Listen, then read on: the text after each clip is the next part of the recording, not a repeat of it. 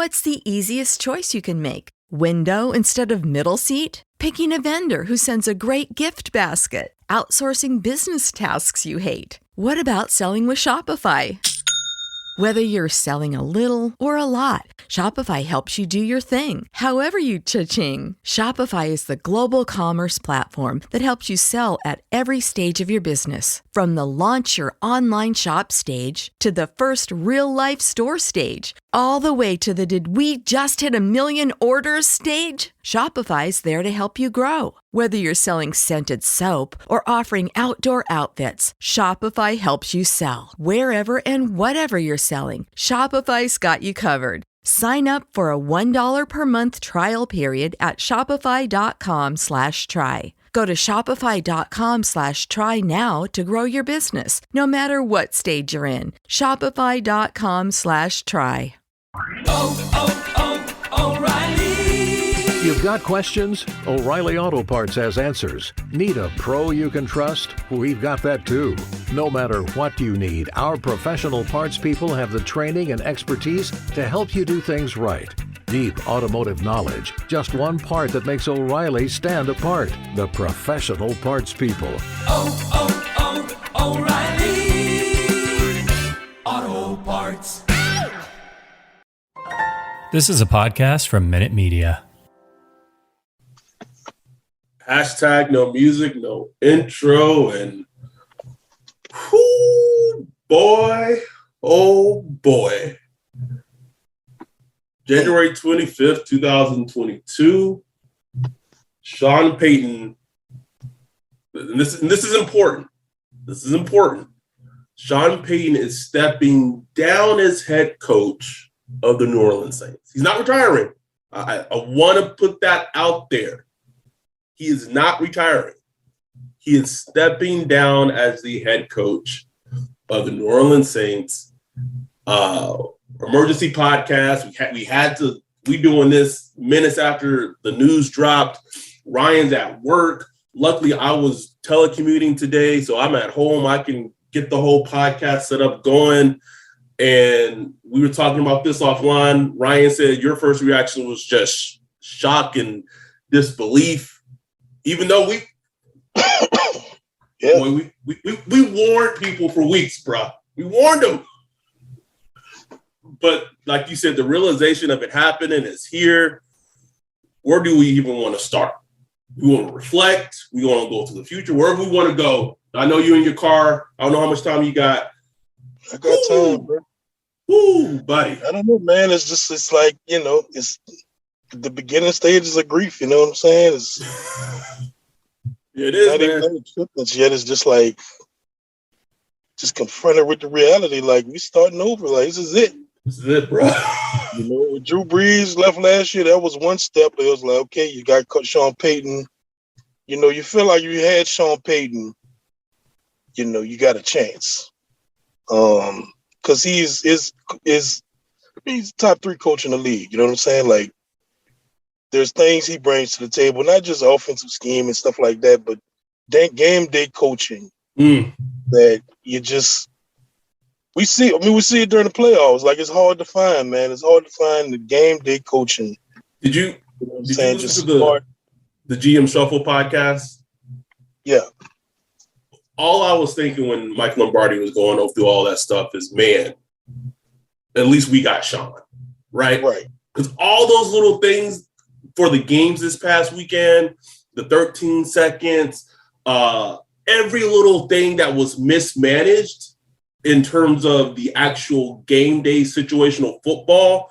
And I was listening to the episode with my girl in the car, and I even told her, I said, as much as we as Saints fans can bag on Sean for a lot of things, we can bag on for a lot of things.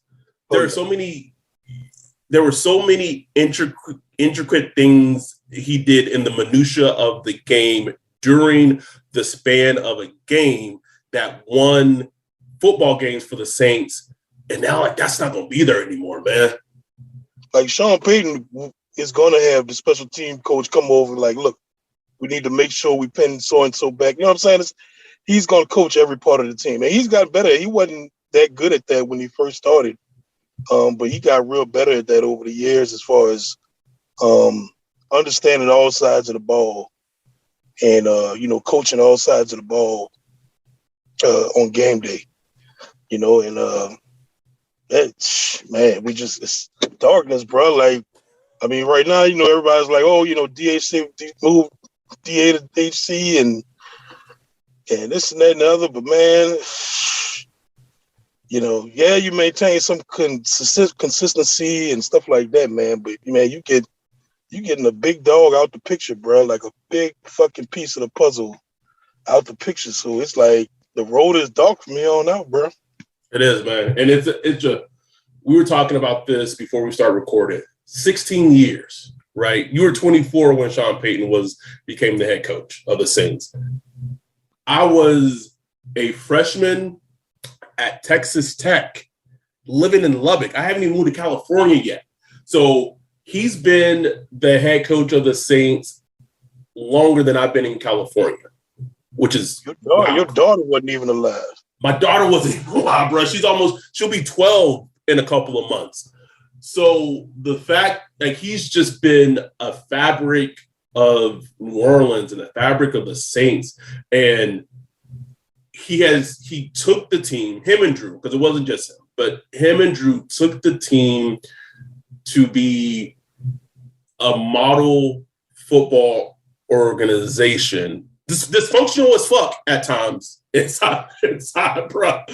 But a model organization where players, upper echelon players in the league and free agents saw New Orleans as a destination to a place that they wanted to go play for, largely because of Sean Payton. We could talk about how it was before Sean Payton got there. New Orleans wasn't getting free agents. Like, people didn't want to go, players did not want to go play in New Orleans. No, it was like Jacksonville. You had to overpay players.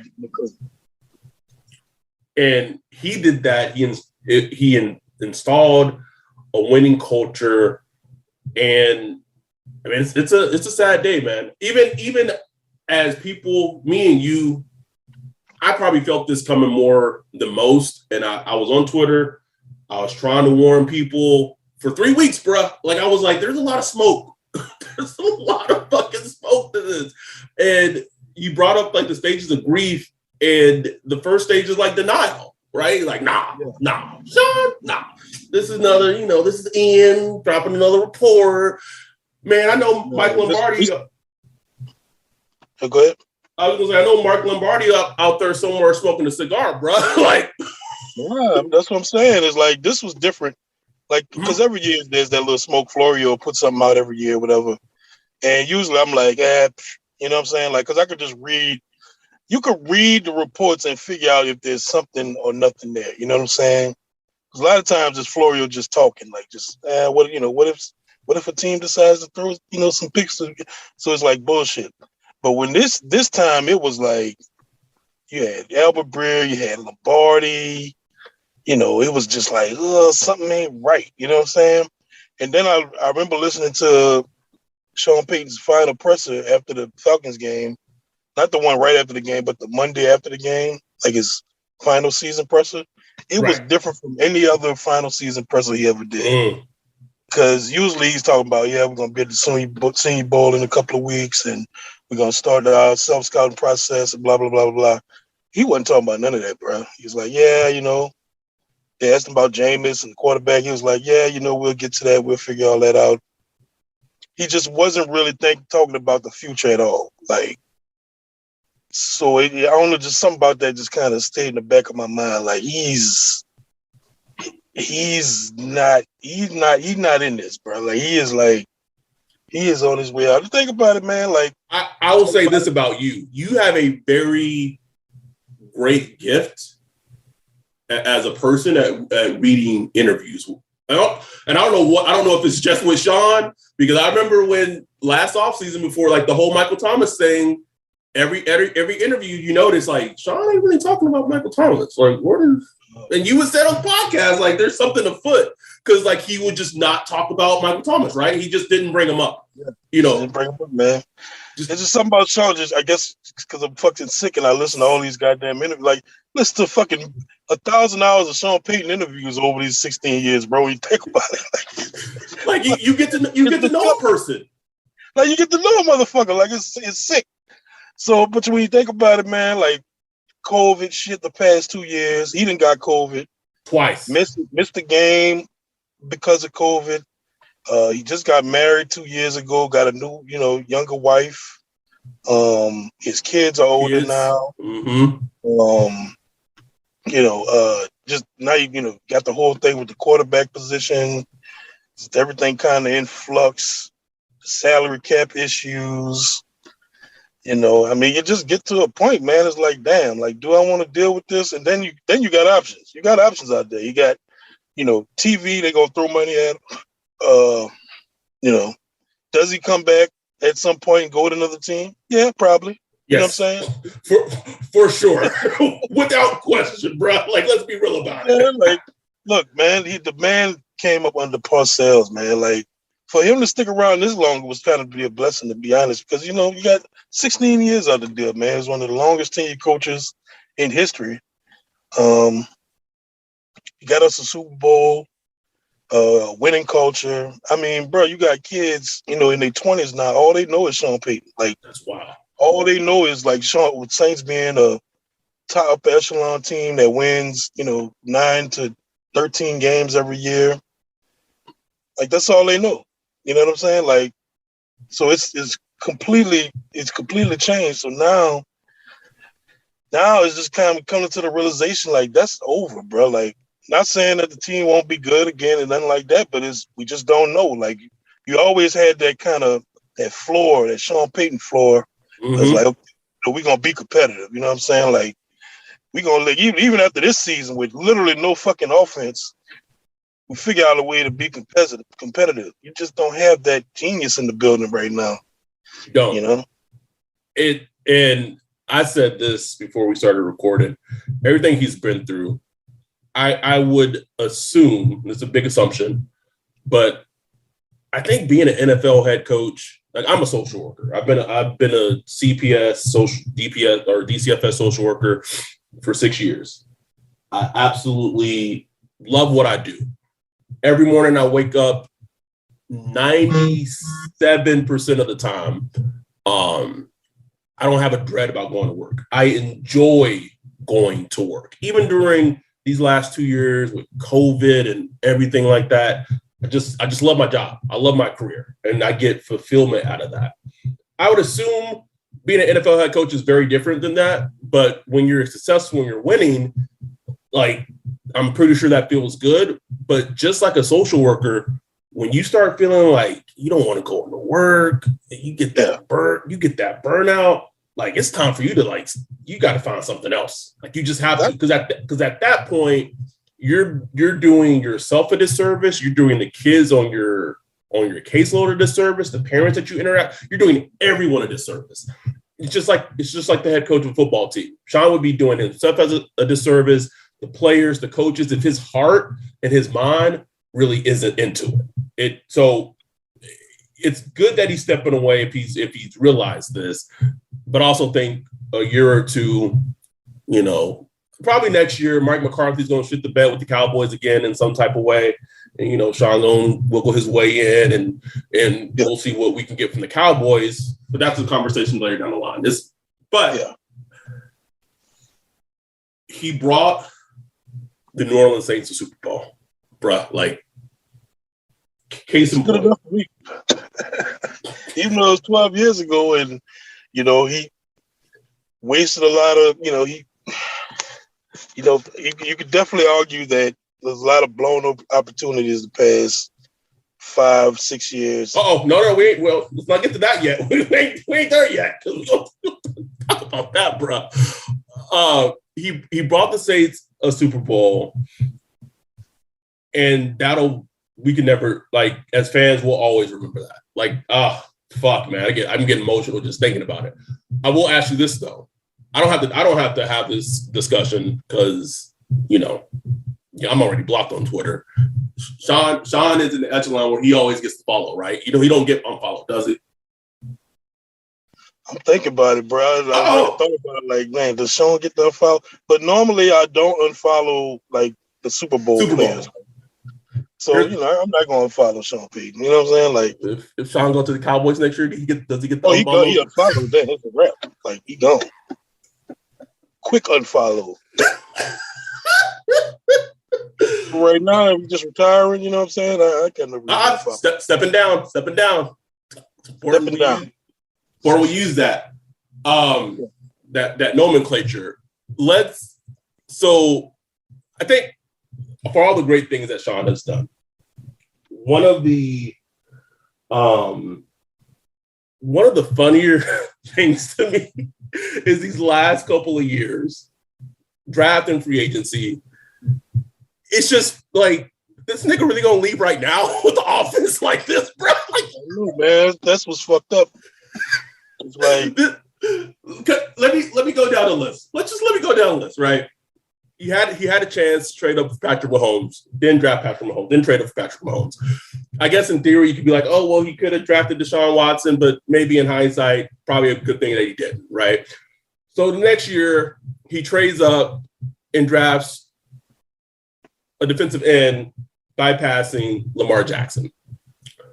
And then after this team, we said on the last podcast episode, this team has not drafted a wide receiver in the first round since Brandon Cooks in 2014. The last wide receiver they drafted in the first round, the highest last receiver that they drafted was Michael Thomas in the second round in 2016. So we're going on 6+ years of not having upper echelon talent at wide receiver. There was no succession plan in place after Drew retired. Maybe they would have had Tom Brady. That fell through. So now he's stepping down. So all the dreams of trading for an upper echelon quarterback, Russell Wilson, Aaron Rodgers, kick that shit down. Just punt that to the moon. Ain't no, Russell ain't coming here if Sean's not here. Aaron Rodgers not. Yeah, that's what I'm saying. People are like, oh, go get Russell. Nope, Russell ain't coming here. Gone. Gone now. You take that list that fucking the Bride had in Kill Bill, just start crossing niggas off the list. It's not happening. No Russell, Aaron Rodgers. And we're not going to get to the Reese pick, bro. We're not going to get to the Reese story. So all these, and so it's just, so I'm going to give him all his flowers, right? He deserves all of the flowers for what he's been able to do for this team. But these last couple of years, the reason why the offense has been so bad and so putrid, a lot of that is on Sean. Yeah. Like, that's just me being blunt and being real. He didn't replenish the cupboard. He wanted to, we'll fucking figure out a way with Callaway and Traquan Smith. The team knew that Michael Thomas was ghosting them all off season. And yeah, they didn't have money. They couldn't go get a wide receiver in free agency. They could have drafted one in the draft last year. Nah, they waited to the 7th round and drafted a player who only played when the whole team got COVID. So I'm just like, wow. Like, maybe he's like, man, this team, like, I fucked this shit up. Like, maybe it's time for me to take a what are our favorite gifts, bro? That little sneaky monkey. It's just fucking. But I just, part of me was hoping, I think everybody was hoping that he looked at that as a challenge, like, yes, let me fix this shit before I get on out of here. But nope, he was like, man, I don't even feel like, I get it too, like, man, I don't even feel like he probably just think, I gotta go to another fucking Senior Bowl, fucking look at these motherfuckers, and he knew we was coming too, bro. Someone gave him the word. Hey, Sean, man, they let them Saints to the niggas in there, brother. About Ruiz. That's not that Black Bush skit where they was asking him about oil. Ruiz.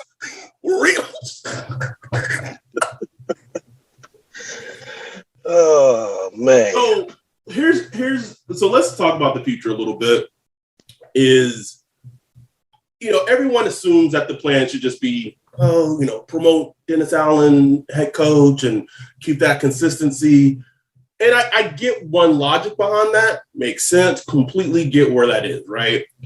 But on the other hand, a part of me is like, man, if we rebuilding, just turn this shit down. I'm not saying let DA go. Like, he's a great DC, right?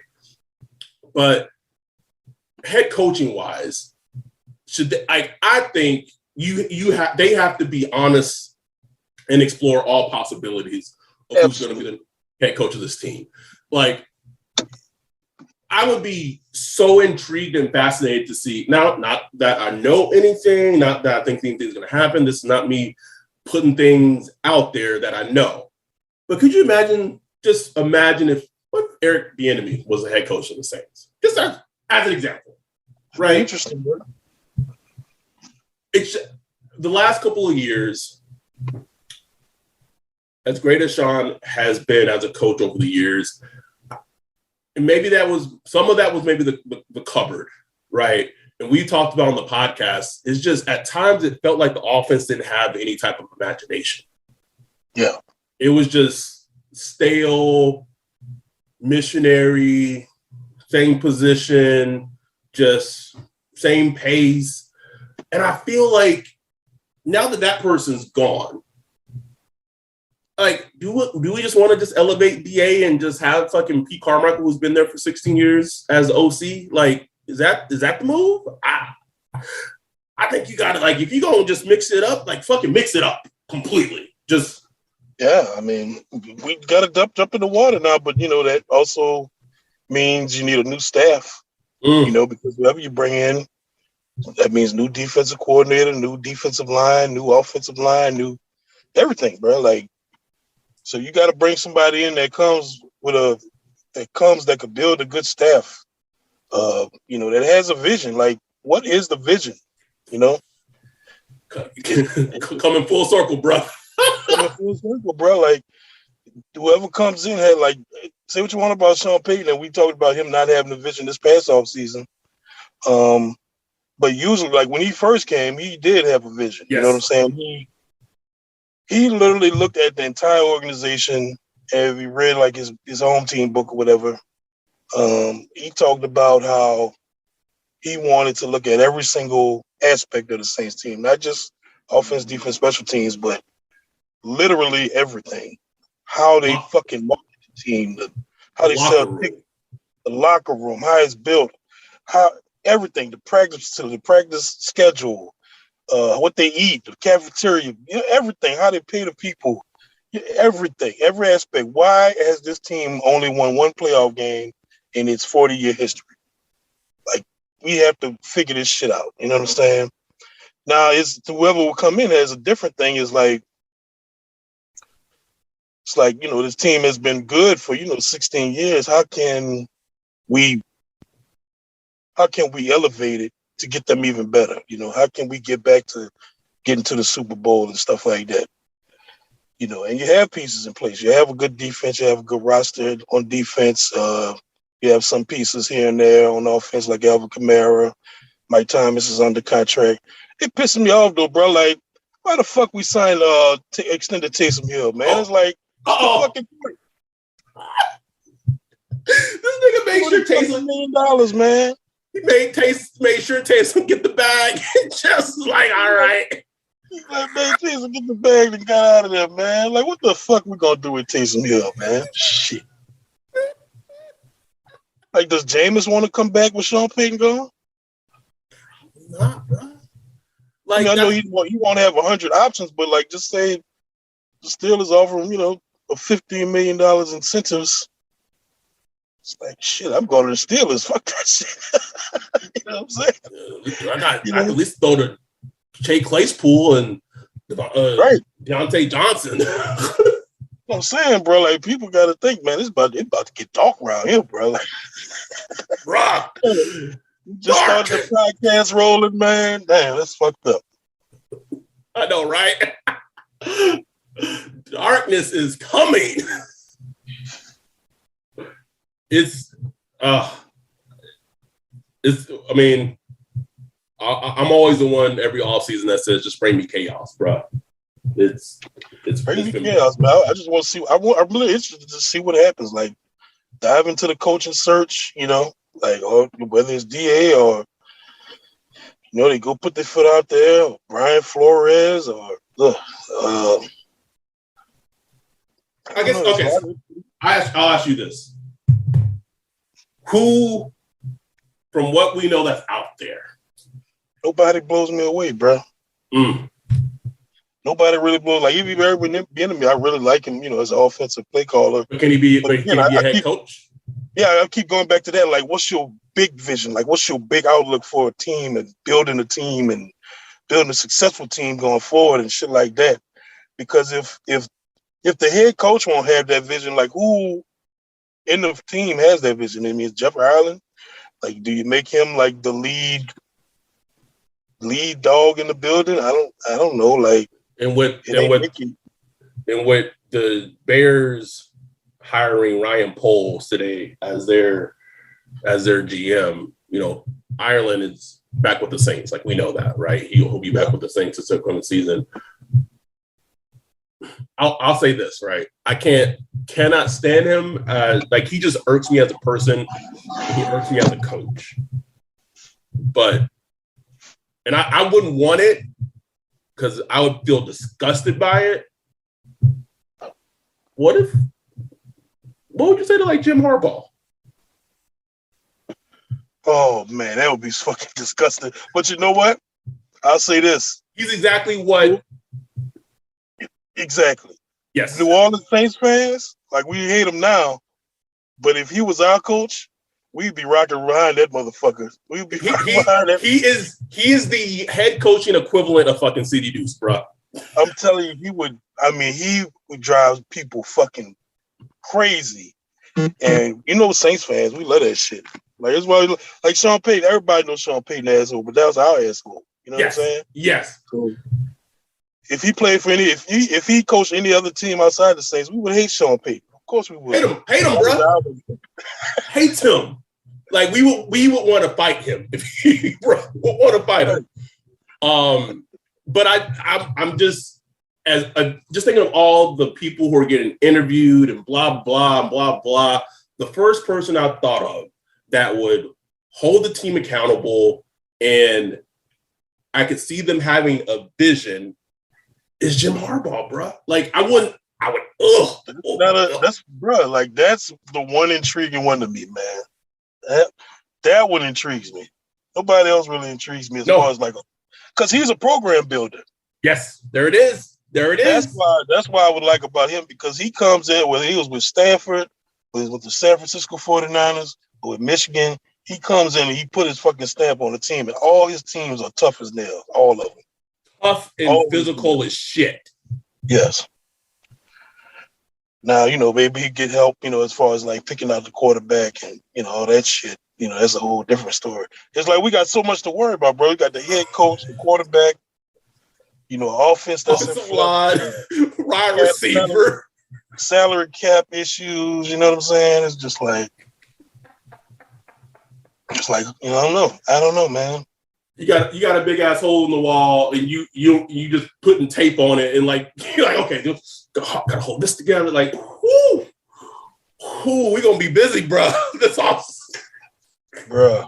We gonna need people to edit their pledges on the Patreon, bro. This becoming a real second full-time job messing with these niggas, bro. Man. Then you gotta wonder about the players currently on the team. Does AK, like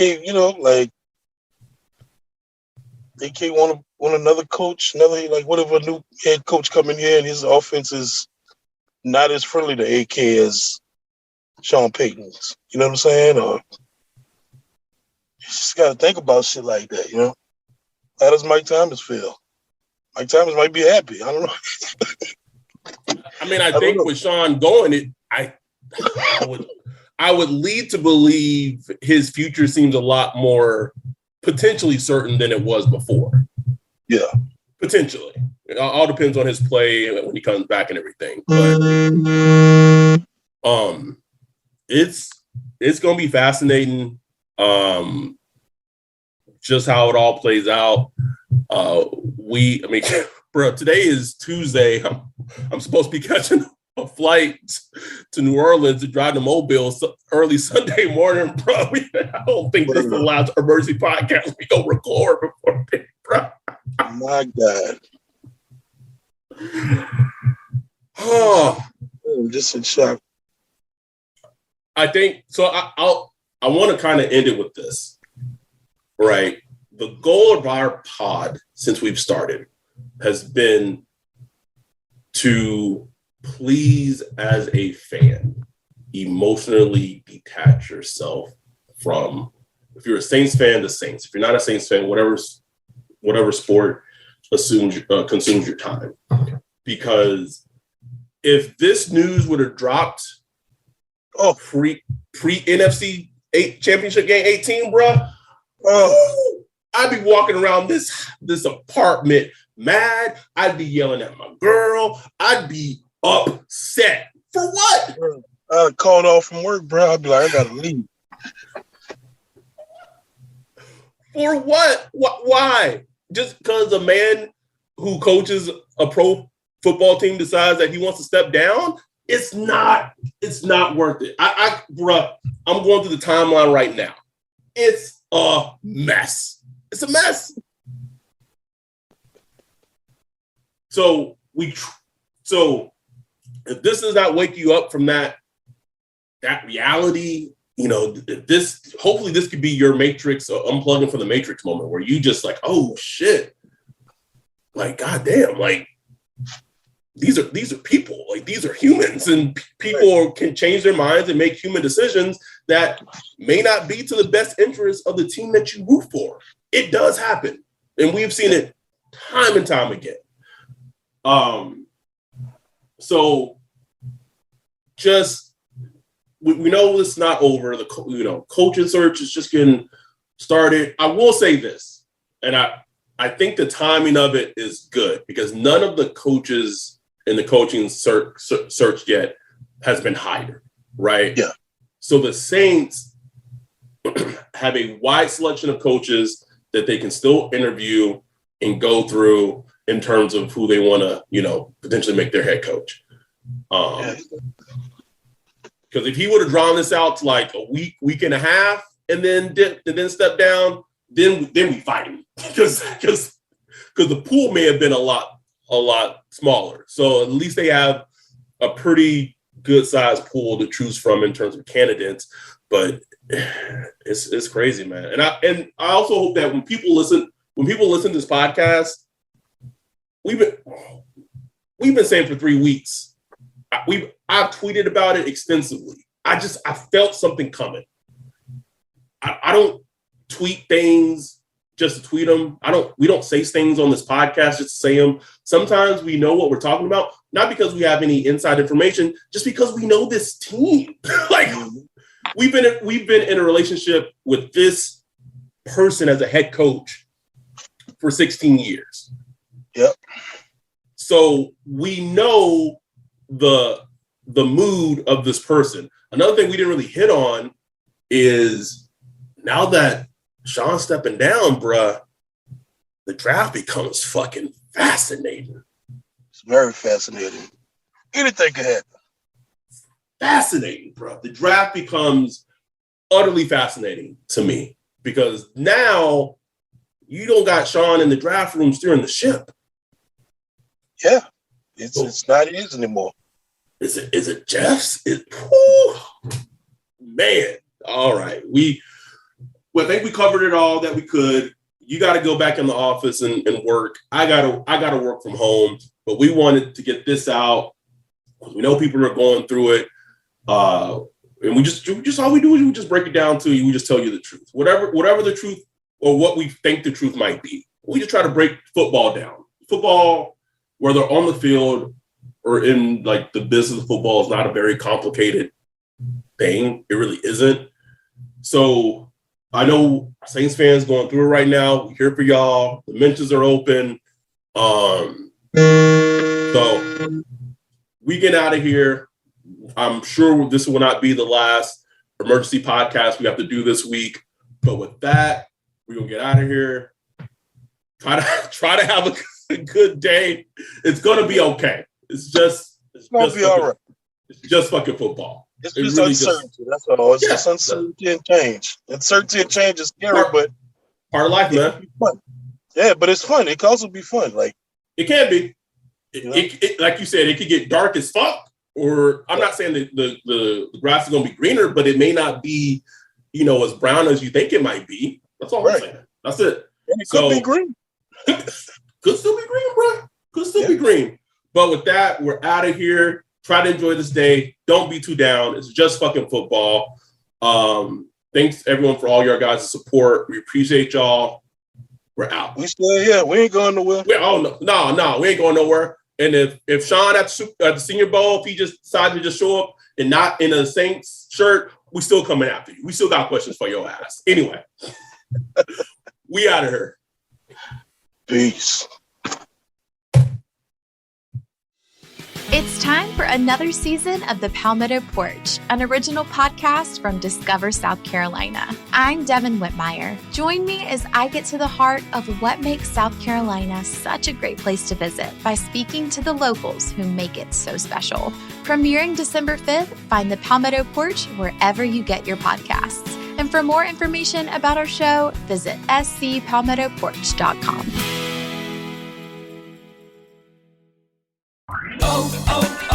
O'Reilly. You've got questions? O'Reilly Auto Parts has answers. Need a pro you can trust? We've got that too. No matter what you need, our professional parts people have the training and expertise to help you do things right. Deep automotive knowledge. Just one part that makes O'Reilly stand apart. The professional parts people. Oh,